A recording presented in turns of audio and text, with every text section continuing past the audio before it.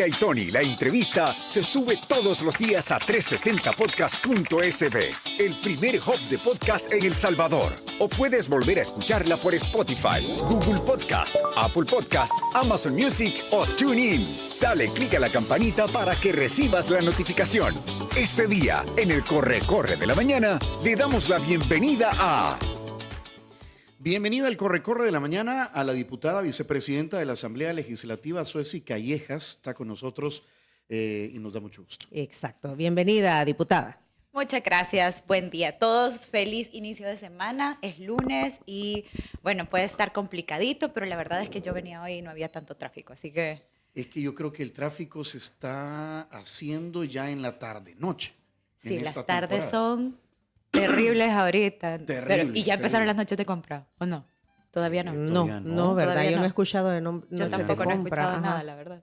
Aunque te voy a decir que el viernes, por diferentes actividades de la vida, anduve en la calle de las 3:30 en adelante hasta las 6 de la tarde y había tráfico, pero fluía. Entonces pude hacer 3 mandados diferentes y me abundó. Y cosa que uno no pensaría. Pero bien, ese es uno de los temas de los salvadoreños. Y es que estamos a 11 Ajá. y efectivas, no sé, ya la otra semana ya hasta el fin de año, yo creo que ya la gente está desconectada. Sí, no. Diciembre tiende a ser un mes interesante porque es mes de cierre para todo, ¿no? O sea, es un mes de cierre del año, mes de cierre de ciclos, mes de cierre de todo. Y la gente ya, a partir de la otra semana, siento yo, ya están pensando en el pavo. Hasta el otro año. Ya. Pero no así con el presupuesto general de la nación, no se puede. Y usted forma parte de la Comisión de Hacienda. Así es. Y antes de entrar al aire estamos hablando de cómo iba ese tema. Bueno, hemos avanzado, o sea, lo llevamos bien avanzado. Lo que pasa es que el presupuesto general de la nación es bien grande, implica el estudio de no solamente las carteras principales del Estado, sino también de todas las autónomas, de todas las descentralizadas del Estado. O sea, estamos hablando de más de 200 carteras en específico que hay que estudiar y que hay que también poder escuchar a cada uno de los representantes de estas carteras de Estado para poder saber realmente en qué se ha ejecutado el proyecto 2023 y si hay necesidad de más para 2024, en qué se planifica la ejecución. Y más que para nosotros, creo que es para que la población salvadoreña entienda en qué se va a invertir el dinero de todos los salvadoreños, ¿no? A pesar de que se vean obras y tal, siempre es necesario que la gente lo vea. Yo creo que muchos que viven, sobre todo en la zona de Lourdes, están viendo ya varias obras de infraestructura. Yo digo siempre, el Ministerio de Obras Públicas, saludos Romeo, es uno de los ministerios bien bendecidos porque uno ve las obras. Entonces tú sabes que ese dinero se está invirtiendo, los tramos de carretera, los tramos de calles, etcétera, las reparaciones, los edificios, las infraestructuras, uno las ve. Hay otros, por ejemplo, no sé, otros ministerios o carteras que tal vez uno no ve tanto la inversión, pero eso no quiere decir que no se esté haciendo, ¿no? Por ejemplo, yo tengo alguien una vez me dijo esta metáfora y es que lo más caro de construir una casa es lo que uno no ve. ¿No? Son todas las tuberías, son todo lo que va, el entramado eléctrico, eso es lo más caro de una casa. Bueno, nosotros en El Salvador, gracias a Dios, no necesitamos calefacción, pero si necesitáramos también el gas no está por tubería, pero todo ese esqueleto que va dentro, todas esas venas y arterias que tendría una casa, es lo más caro de hacer. Igualmente con el Estado, todo lo que no se ve a simple vista, ¿verdad? Que no está a la vista. Que no está a la vista como tal, es quizá una de las cosas más caras. Las capacitaciones, el hecho en educación también, por ejemplo, no es solamente la construcción de la escuela, porque al final puedes tener la escuela más linda del mundo, pero si no tenés útiles, si no tenés maestros y maestras bien capacitados que puedan manejar, de nada sirve darle una computadora a todos los niños y el maestro no sabe utilizar los recursos. Entonces las capacitaciones son supremamente importantes. Igual, el presidente da una conferencia de prensa hace poco, perdón, una cadena, ¿no? En una cadena nacional, y el presidente decía, miren, nosotros hemos estado como Estado, ¿no? Aguantando a todas aquellas personas que a veces no hacen bien su trabajo y eso no cuesta nada. Él ponía un ejemplo de una enfermera, un médico que que no atiende bien a sus pacientes en el Seguro Social o en el Ministerio de Salud, cualquiera sea una unidad de salud, un hospital, etcétera. Entonces, que esa persona ya no siga y déle la oportunidad a otra persona para estar. Sin embargo, el hecho de que el médico o la enfermera atiendan bien a las personas no cuesta $1. Eso tiene que ver con su actitud hacia su trabajo y su ética profesional, tal cual. Y muchas veces decimos, no, es que no los capacitan, es que no, o sea, no tiene nada que ver que le falte un acetaminofén con que te traten mal. No tiene nada que ver una cosa con la otra. Lo del acetaminofén se puede resolver con el presupuesto adecuado, con la planificación adecuada de compras, pero que tú trates mal a alguien no lo podemos resolver con el presupuesto ni con la planificación. Entonces, esos son cosas que son cambios que se tienen que ir haciendo y que a veces pensamos que tienen que ver con el presupuesto general de la nación y no, tienen que ver con la ética profesional de cada salvadoreño que está dentro de una institución trabajando y dando un servicio a otros salvadoreños. Ya que tocó, diputada, el punto del personal de salud, mucho se ha hablado sobre mejoras en los salarios del personal de salud. En el presupuesto general de la Nación para el próximo año, ¿se ha contemplado algún incremento o cómo se maneja este tema de los salarios? El personal de salud tiene ya establecido un escalafón y esa es como la mejora que va siempre surtiendo efecto dentro del personal de salud específicamente. Este escalafón, este año se hizo una reforma para que el escalafón tuviera techo, porque lastimosamente en salud al menos había quedado sin techo. Entonces podía crecer infinitamente y eso daba para que, por ejemplo, la proyección, si no me equivoco, en 2026, el 90% del presupuesto que hoy se da para salud, por ejemplo, iba a ser ejecutado solo en pago de salarios. Entonces, tampoco podemos permitir ese desbalance. Todo tiene que tener un techo, ¿no? Entonces, eso fue lo único que se hizo. No se quitó el escalafón, sino que se puso un techo, se reguló. Para que haya un tope en el salario, ¿verdad? Sí. Pero así es como se regula. En términos generales y por cómo va el estudio del presupuesto, ¿qué podríamos decir? ¿Cuáles son las carteras o los rubros de operatividad del Estado a los que se les está dando privilegio? Educación, salud y seguridad. Esas serían las tres carteras, digamos, más privilegiadas dentro del presupuesto general de la Nación. Sabemos también que es necesario seguir haciendo inversiones. Nunca vas a parar. O sea, es mentira que algún día vamos a decir en El Salvador o que algún país haya dicho ya topamos, aquí ya no vamos a meter $1 más, estamos. No, es mentira. Son los tres rubros que más tienen un peso dentro del presupuesto. Educación, salud y seguridad. Educación, salud y seguridad. El tema de infraestructura social. Todo el tema de infraestructura social, o sea, va también dentro de educación, salud y seguridad al final, porque no solamente la construcción de escuelas, la construcción de hospitales, la mejora de unidades de salud, el que puedan comprar más equipamiento, o sea, toda la inversión que tiene que ver con mantener vivos a los salvadoreños, con proteger la vida de los salvadoreños, con procurarles un bienestar social, un buen crecimiento, una buena educación, y vienen ya proyectos que han estado en ejecución desde el cómo se van a hacer, como el expediente único de identidad para las niñas y niños, que esto es algo que ya viene desde Nacer con Cariño.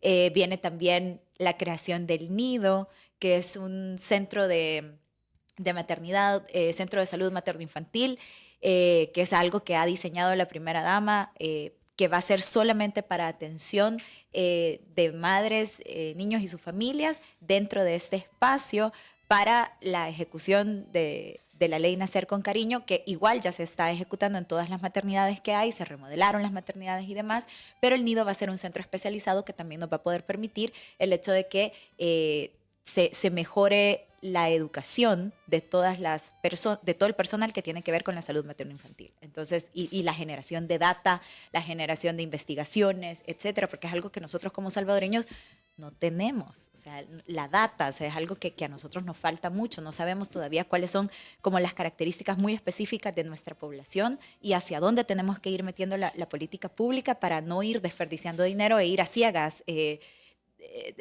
Hagamos esto, hagamos lo otro, no, sino que tú ya sabes que tantos niños al año nacieron con ciertas necesidades especiales, que tantos niños al año tienen su vacuna, que tantos niños al año necesitan una vacuna especial, que tantos niños al año van a necesitar dentro de 2 años una silla de ruedas, por ejemplo. Ese tipo de información como país lo necesitamos para poder ser más inteligentes en el uso de los recursos. O sea, eso todavía no se conocía. Entonces Eso no se están orientando fondos para tener esa... A ver, al final es una investigación, sí, diputada. A partir de Nacer con Cariño es que se empiezan a recolectar varios datos, además de los que ya se recolectaban al principio, de cuántas niñas, cuántos niños, cuántos... Se agregan. Se agrega una lista de indicadores que tú tenés que tener como país para eficientar los recursos del Estado. Entonces tú ya sabes, por ejemplo, que van a haber tantos niños que van a necesitar aparatos auditivos, por decir, tantos niños van a necesitar lentes dentro de un año, desde que nacen a dentro de un año. Tantos niños van a necesitar, qué sé yo, eventualmente frenos en los dientes. O sea, son cosas que tal vez como Estado no nos habíamos preocupado por tener toda esta data, y realmente eso va a impactar bastante en el uso de los recursos y hacia dónde vamos a ir metiendo los presupuestos. Estamos hablando de 9.068.7 millones de dólares, con un crecimiento de 166.1 millones con relación al que se está corriendo. Al año pasado, sí. Al que está, y una reducción de brecha también. Y es porque tenemos, a ver, son varias variables, un Estado más grande, más proyectos, o por cómo, ¿qué? O sea, ¿a dónde está el incremento de 166.1? En educación, salud y seguridad. Pero también hay otros proyectos. Vaya, por ejemplo, te digo, Ministerio de Cultura tiene un incremento de casi 8 millones de dólares solamente para la Biblioteca Nacional. Que es una infraestructura que necesita esos 8, sí, pero también necesita esos 8 millones para poder subsistir en un año. No solamente estás dando, por ejemplo, con la Biblioteca Nacional pasó una cosa bien bonita, y es que se le ha dado trabajo a 350, 400 personas que están ahí trabajando nuevas, sobre todo jóvenes. Muchos de ellos, hay casi 100 y algo de jóvenes que están como pasantes, que son de obras sociales. No, son pasantías porque son pagadas. Son pasantías que vienen de las carreras de turismo, por ejemplo, que están ahí trabajando para poder dar servicio al cliente, guías, tours y todo a las personas que visitan. Bibliotecarios, yo creo que todos los disponibles están en la Biblioteca Nacional, que es una carrera que estaba a punto de extinguirse en el país, porque ¿y dónde encontrabas trabajo? Pues, entonces, se ha podido renovar este espacio, pero no solamente, o sea, el salvadoreño está demandando más servicios. Hoy, en este momento, en donde por primera vez puedes salir a la calle y por primera vez todos tenemos esta seguridad de que ya tenemos país, pues antes no teníamos país, todos estábamos ahí encerrados en nuestras casas sin mucho que hacer y con miedo, y mejor no salgamos, ¿verdad? Salíamos a trabajar porque, pues sí, hay que trabajar. Pero de lo contrario, no. Entonces los salvadoreños están demandando muchísimos más servicios en general, y eso implica que tenés que poner gente a trabajar. Entonces, sí, el gasto, como se puede ver, o sea, gasto representado en un presupuesto tal cual, va en el rubro de gasto. El gasto va a incrementar porque los servicios incrementan. Solo por poner un ejemplo, migración, por ejemplo, aduanas, las fronteras de nuestro país están llenísimas hoy por hoy. Tenemos un flujo de gente que viene a El Salvador que nunca había venido a El Salvador, solo de Centroamérica, más el aeropuerto internacional nunca había recibido la cantidad de gente que recibimos hoy por hoy, y entonces obviamente eso va a generar que se incremente el gasto en personal, en limpieza, en seguridad, en la logística, en la mejora de la logística, etcétera, para que los salvadoreños puedan tener, bueno, y los extranjeros que nos visitan puedan tener un mejor servicio. ¿Qué tanto es de lo que ingresa a las arcas del Estado vía cobro de impuestos, y qué tanto hay que buscar financiamiento? La brecha del financiamiento para este presupuesto, de hecho, ha bajado. Creo que el año pasado nos quedamos en ver si me ayudan, en 470 millones, más o menos lo que se buscó de brecha, y este año ha bajado a 450 millones de dólares los que se tienen que buscar para poder ajustar el presupuesto y llegar a la cifra final. Entonces, realmente hemos bajado.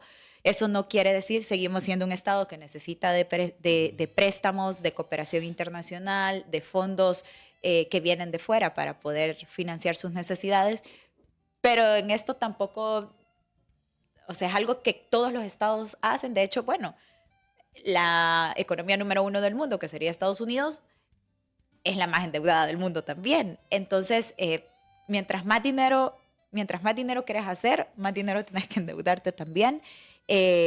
Sin embargo, el punto acá es que nosotros como salvadoreños mantengamos la capacidad de pago y que no caigamos en impago.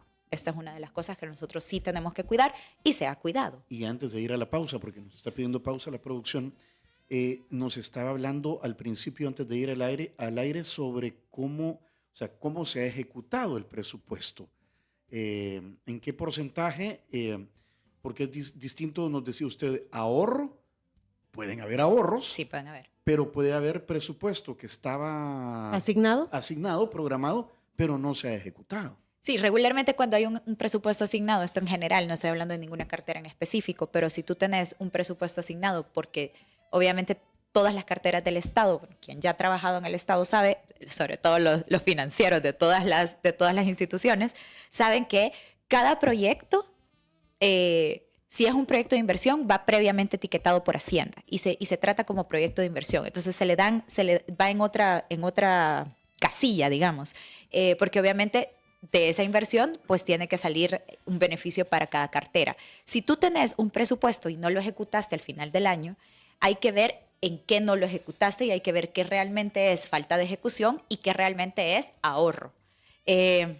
Si yo tenía un proyecto para hacer un edificio de $3 millones y no ejecuté, no hice el edificio, pues obviamente Hacienda me tiene que retirar ese dinero por falta de ejecución. Y Hacienda realmente hace su papel de contralor, ¿verdad? En este punto de la ejecución del presupuesto, y cada tantos meses va llamando a toda la gente porque todo lo que se ejecuta está subido en el sistema SAFI.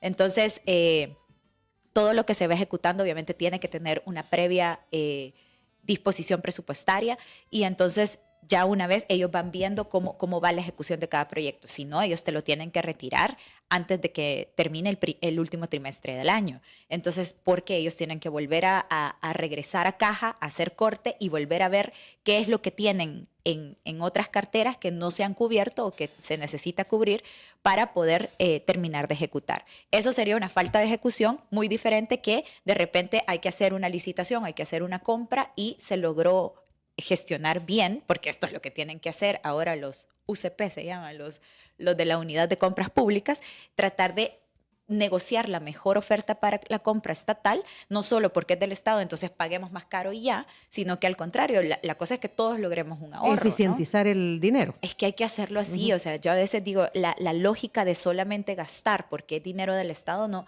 O porque hay que terminarse. No funciona, o porque hay que terminarse, eso no funciona, o sea, la lógica de hay que hacer, alargarlo más, como en una familia, o sea, alargar lo más posible ese presupuesto. Esa es la lógica que debemos tener todos cuando manejamos dinero del Estado. Ahora bien, un presupuesto es eso, un presupuesto. Claro. No necesariamente va a tener ese precio. Y cuando usted mencionaba, no lo ejecutó, lo vamos a retirar, no significa que haya mala administración. De repente hay permisos que están en ejecución, hay tramitología que no ha permitido. Hay un millón de factores, por los que puede suceder que no ejecutaste una obra. O sea, desde que había un socio, luego ya no.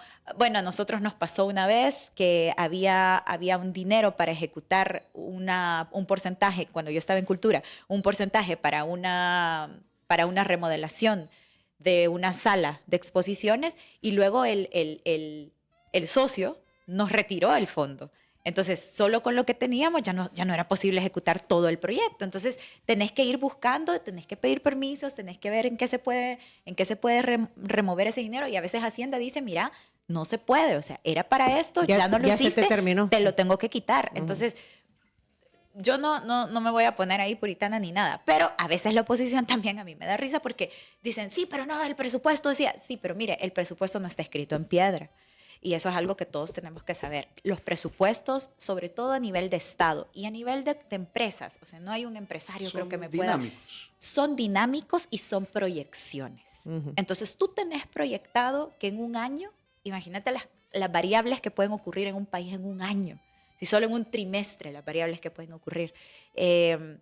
Si todo va bien, este año yo voy a ejecutar 900 y tantos millones de dólares para El Salvador.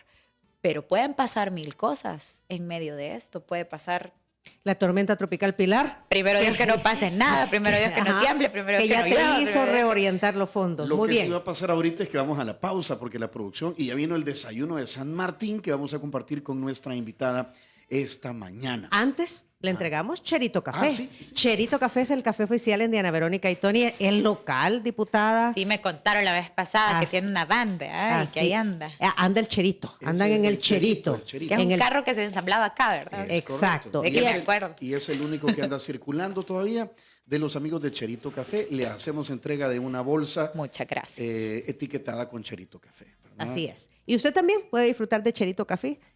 Contáctelos en las redes sociales, @cheritocafé.sb. Dijiste, ya vino San Martín, compañero. San Martín da la bienvenida a la temporada navideña con un llamado a compartir, una campaña que celebra la alegría de las festividades y un sentido de amor y alegría a través de una selección única de productos y una oferta culinaria especial en sus restaurantes. Así que los invitamos a conocer más de esto a través de las redes sociales de San Martín, en Facebook, en Instagram, @SanMartínSB. Agradecemos a Línea Rosa, servicio de transporte conducido por mujeres para brindarle confianza, tranquilidad y seguridad, quien nos trasladó los desayunos desde una sucursal de San Martín hasta acá, a nuestra cabina. Pida su viaje de la forma más fácil, 6200-4491 o a través de la aplicación. Línea Rosa, app. Comenzó la campaña, busca una nueva diputación, ya voy a tomar agüita. Así, ha comenzado la campaña. Sueci Callejas busca una nueva diputación del departamento de San Salvador. Así es. ¿Verdad? De eso hablamos luego de la pausa. Al volver.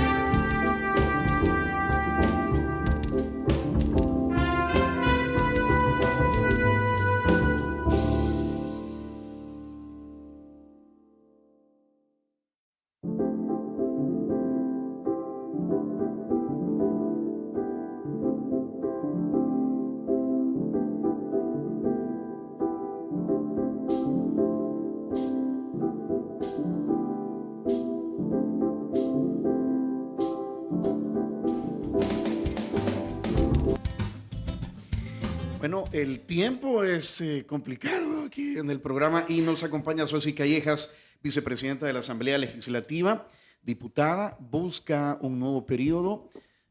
Según las encuestas, y nos lo decía el doctor Oscar Picardo la semana pasada, de 60 diputados es muy probable que Nuevas Ideas saque 58, ¿verdad? Bueno, gracias a Dios. Un número considerable. Un número considerable. Es decir que, digamos que está como... Que hay oportunidades. Hay oportunidad. Que volverá a la Asamblea Legislativa. O continuará. O continuará. Continuará. Miren, primero Dios, yo en esto digo, uno, el cargo es efímero. Dos, uno tiene que estar bien acostumbrado a eso porque si no uno sufre y no vale la pena. Uno propone, Dios dispone, el pueblo elige. Y así va a ser. O sea, yo podría hacer, según yo, el mejor trabajo del mundo, pero si la gente lo valora de otra manera, la gente no me va a votar, por más que yo haga 400 fiestas infantiles, reparta 7,000 juguetes, pague no sé cuántas vallas y haga la campaña que haga. Si yo no soy una persona que el pueblo valora como alguien que debería de seguir en la Asamblea Legislativa como diputada, simplemente no me van a votar. El votante ha cambiado. El votante salvadoreño ha cambiado mucho.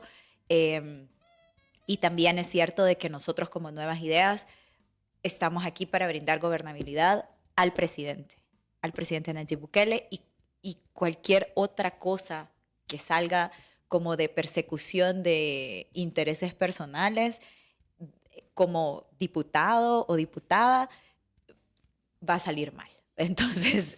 Pero vaya, digamos, y hablemos lo que es, diputada, digamos, el presidente Bukele, con los niveles de popularidad que tiene, es un árbol muy frondoso, vaya, sí. Que irradia hacia sus diputados o sus funcionarios. Sí. Yo tengo una pregunta. En un segundo periodo presidencial, lo que se prevé que va a ocurrir también, ¿le conviene al presidente tener tantos diputados o tanta mayoría y que solo hayan pocos diputados de oposición? Yo creo que no es tanto conveniencia del presidente, sino conveniencia del pueblo salvadoreño. Los únicos cambios verdaderos que hemos logrado como salvadoreños los hemos logrado en un panorama político en donde el gobierno tiene gobernabilidad. Un gobierno sin gobernabilidad no es más que corrupción y maletines negros. Y eso lo ha entendido la gente, Sueci, porque el tema de gobernabilidad, pues nosotros que andamos en este rollo, pues lo entendemos, pero el tema de que el presidente necesita de una asamblea legislativa que le acompañe en las decisiones de país, ¿verdad? Es un tema diferente. La gente, los que votan, que son los que tú, como tú mencionabas al final, son los que deciden, sí. ¿Entienden esa situación? Fíjate que sí. Y eso es algo bien interesante. Miren, yo les voy a contar una anécdota. Yo estudié Derecho, yo soy abogada. Yo me acuerdo que cuando empezás a llevar constitucional, que ya en mi tiempo ya no estaba teoría del Estado, y estudié en la UCA, soy Orgullo UCA, aunque me nieguen ahora. Ahí lo tienen el perfil, Orgullo UCA. Sí. La cosa es que yo me acuerdo que era complicado en ese momento de mi vida entender la diferencia entre el gobierno y la gobernabilidad, ¿no? Yo no sé si ustedes se acuerdan que hace varios años, en los libros de texto incluso decía que la Asamblea Legislativa era el primer órgano del Estado, porque se hacía una ponderación, porque la Asamblea Legislativa representa al pueblo soberanamente. O sea, los diputados son una pequeña representación de cada uno de los departamentos, entonces de la población que hay en los departamentos. Entonces, por eso los diputados son los únicos que tienen la posibilidad de escoger funcionarios de segundo grado, que son los que se escogen en la Asamblea Legislativa. Porque el pueblo, o sea, la ficción constitucional es que el pueblo le da esa capacidad a la Asamblea Legislativa en pleno para que escojan por ellos a sus funcionarios. Pero ellos escogen a los que van a delegar, ¿verdad? Entonces, la diferencia, un gobierno se constituye por supuesto, con el presidente electo, con todo su gabinete, etc. Ahí tiene el gobierno. Pero si ese gobierno no tiene la capacidad de gobernar, que es la gobernabilidad, entonces no le sirve de nada. Para muestra un botón, nosotros lo vivimos claramente en el tiempo de pandemia. Había un gobierno fuerte, pero había una asamblea en contra, una sala de lo constitucional en contra, que le restaron gobernabilidad al gobierno todo lo que se pudo. Y esto pasó a ojos de la gente, de la población salvadoreña. El hecho de que la gente ahora entienda este concepto tan abstracto de gobernabilidad y que entiendan de que lo que nosotros proponemos es, en general, o sea, el presidente Bukele también, pero lo que nosotros proponemos es seguir apoyando al gobierno y dándole una gobernabilidad, porque de lo contrario no estaríamos viviendo El Salvador que estamos viviendo hoy. Nosotros tenemos, porque el problema no ha desaparecido, lo hemos controlado. Entonces nosotros todavía, con el mismo símil de una persona enferma de cáncer, nosotros estamos ya en el punto en donde la quimioterapia ya hizo que bajara el tumor de tamaño, ¿verdad? Que ha controlado el cáncer, pero nosotros no estamos en remisión todavía. O sea, nosotros todavía no nos han declarado libre de violencias. Estamos hemos controlado, contenido la violencia social de las pandillas. Para muestra, ayer, yo tengo un punteo que hicimos, mi equipo hizo ayer en la noche. Entonces, hasta ayer en la noche, 504 días sin homicidios en El Salvador, desde 2019 para acá. De estos 504 días, 403 días son en los 21 meses de régimen. Entonces, los números no mienten, pero más allá de los números, la cantidad de gente en la calle no te miente. Solamente en la Biblioteca Nacional, ayer habían ya, creo que eran 120,000 personas que lo habían visitado. Solamente el día de ayer llegaron 3,900 personas a la Biblioteca Nacional que entraron. Eso quiere decir que el flujo en el centro histórico el día de ayer anduvo más o menos por 6,000, 7,000 personas que transitaron, comieron, se sentaron, entraron al palacio, entraron a la biblioteca, escucharon algún concierto que había ayer, vieron alguna banda, fueron a ver a la señora que baila en la Libertad, en la Plaza Libertad, o sea, se tomaron un café, etcétera, en el centro histórico. Solamente ese espacio. Luego, cualquiera que pasó por El Salvador del Mundo ayer también vio que hubo otro tipo de actividades. Y es interesante, le quiero hacer una pregunta con respecto a este fenómeno que dice usted está contenido, mas no terminado o acabado. No. Porque hay una capa social que vivía del delito. Sí. Hay hijos, hay sobrinos. Esposas, madres, sobrinos, sí. Entonces, ¿qué se va a hacer? O sea, ¿qué se viene para con esta capa social? Bueno, lo primero es, hay un gabinete social dentro del Ejecutivo que ya están trabajando a nivel territorial para poder identificar a estas familias que, como el presidente Bukele lo explicaba hace poco cuando estaba haciendo la inauguración de una obra, no recuerdo cuál de las obras fue, y él decía, sí, en efecto, cuando empezó el régimen, alguien le dijo, un economista de un... Estuvimos ahí en la Vijosa, inauguración en la planta de Vijosa. Ahí ahí estábamos.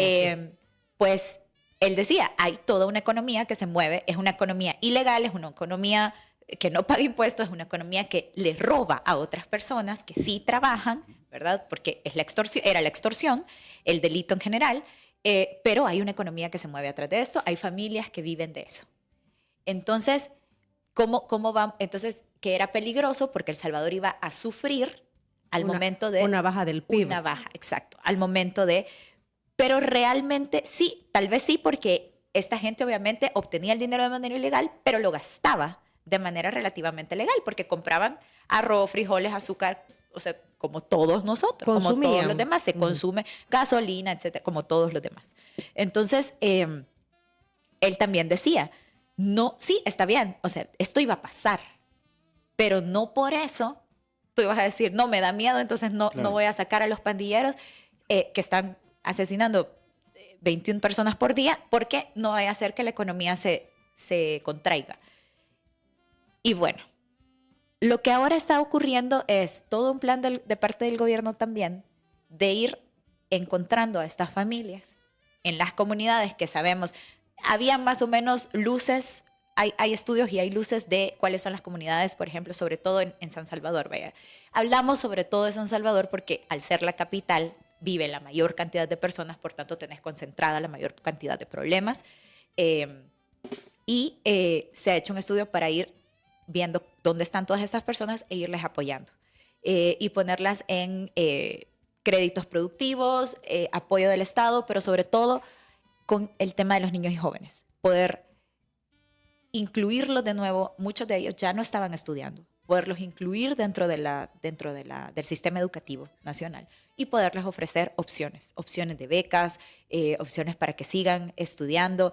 Hay también, ahora está la nueva Dirección de Integración, está también el nuevo Instituto Nacional de Capacitación y Formación, que se tiene que encargar también de todos estos jóvenes. Entonces, no solamente la salida de ir a la universidad, sino también la formación técnica, que es muy importante y yo creo que es una gran herramienta para la vida en general, y para una salida rápida, ¿no? de trabajo.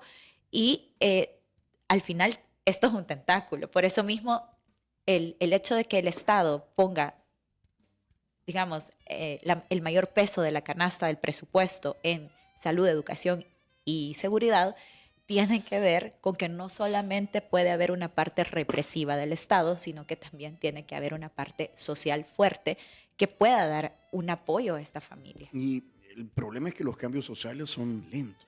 Son lentos, pero son los únicos que quedan. O sea, porque yo sé, y esas son parte de las cosas que cuando empezábamos esta conversación, yo les decía, a veces no están a la vista, ¿no? Los cambios sociales son procesos y los procesos no se ven, lastimosamente.